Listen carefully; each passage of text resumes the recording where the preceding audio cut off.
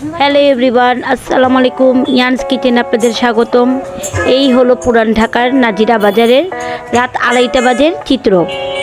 রাত 2:30 বেজেছে, কিন্তু এখানে দেখে কেউ বুঝতে পারবেন না যে জমজমাট দেখে যে এটা রাত 2:30 বাজের চিত্র। হ্যাঁ, এখানের সারা রাত এরকম ভিড় লেগেই থাকে, জমজমাট অবস্থা লেগেই থাকে। আর এই হলো সোহেল ভাইয়ের ফায়ার ফুচকার দোকান। আজকে আমরা মেনলি নাজিরা বাজারে এসেছি ফায়ার ফুচকা ট্রাই করতে।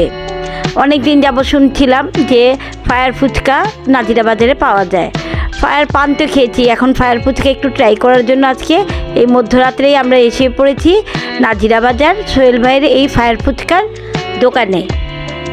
তাদের এখানে অনেক পদের টক দেওয়া আছে, আমি একটি একটি করে দেখছি। মিষ্টি টক, টক দই, তারপর নাগা টক, ককটেল টক, অনেক রকমের টক তারা এখানে কলসে দিয়ে রেখেছেন, যে যে যার মতো করে নিতে পারেন। পুদিনা টক, নাগা টক, অনেক রকমের এখানে টক আছে। আমি সবগুলো নেই নাই, শুধু মিষ্টি টকটাই আমি নিয়েছি। আমি এত টকটা পছন্দ করি না। আমার সাথে আমার বোনরা ছিল, ওরা সবগুলো টকই টেস্ট করেছে, ককটেল বানিয়ে তারা ওই টকটাও খেয়েছে। এই যে আমাদের ফায়ার ফুচকা এসে পড়েছে, এখন আমার ভাগ্নি এটাকে খাবে। আমি এগুলো এক্সপেরিমেন্ট করতে পারি না, তাই দেখেছি কে ফায়ার সহ ফুচকাটা খেতে পারে। এখানে কেউ খেতে পারেনি, শুধুমাত্র কে খেতে পেরেছে এটা একটু পরে দেখলে বুঝতে পারবেন। আমার ভাগ্নিও ফায়ার ফুচকার ফায়ারটা নিভিয়ে খেয়েছে।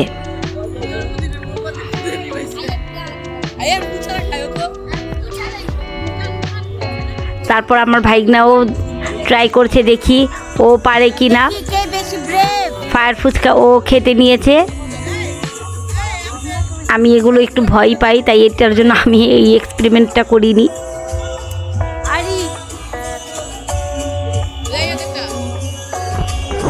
এদিকে মুখ করে রাখো।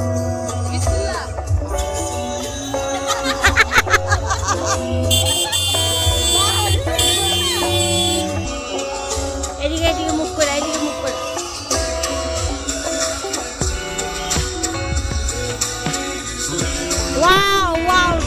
এট লাস্ট সবশেষে ইয়ান খেতে পেরেছে ফায়ার সহই। ও ফায়ার ফুচকাটা ট্রাই করেছে, আর কেউই পারেনি। ও আরেকবার করতে চাচ্ছিল, তাই ওকে আরেকবার নিয়ে দিয়েছি। আমি আবার এগুলো করতে একটু ভয় পাই, তার জন্য আমি আর এটা ট্রাই করিনি। ওরা বাচ্চারাই এটা ট্রাই করেছে, বড়রাও পারে না।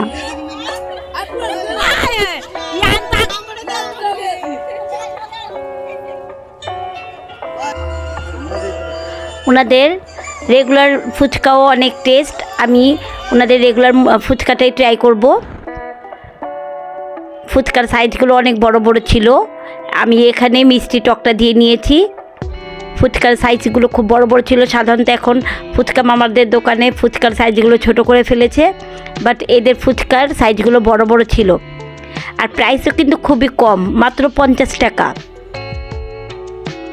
তাদের ফুচকাটা স্পেশালভাবে করা ছিল, কিন্তু ওইভাবে তারা প্রাইসটা রাখেনি। ফুচকার উপরে অনেক স্পাইসেস জিনিস ছিল। খুবই টেস্ট বলার বাইরে। আর ফুচকা প্রেমীরা তো এখানে অবশ্যই চলে আসবেন নাজিরা বাজার সোহেল মামার দোকানে। তার ফুচকাটা খুবই টেস্ট ছিল।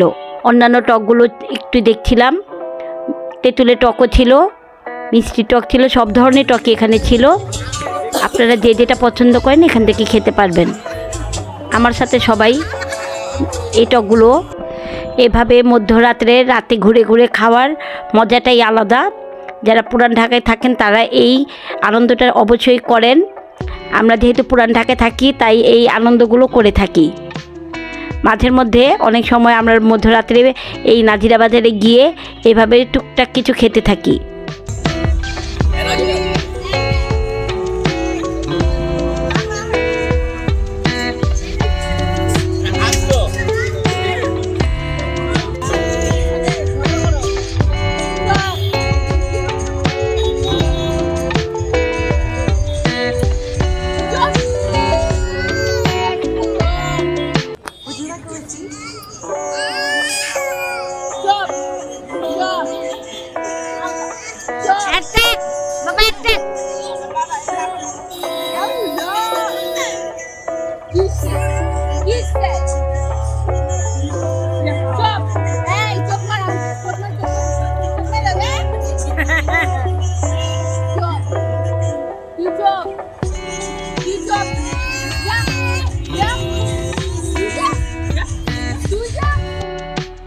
এখন আসছি আল কারিম সি ফুড অ্যান্ড কাবাব। আমরা এখানে কাবাব খাওয়ার জন্য এসেছি, কিন্তু ভিতরে অনেক লোকজন ছিল, বসার স্পেস পাই নাই, তাই আমরা এখান থেকে রেশমি কাবাব এবং তার সাথে লুচি ফ্রি ছিল, এটা নিয়ে আমরা বাসায় পার্সেল নিয়ে চলে গিয়েছি।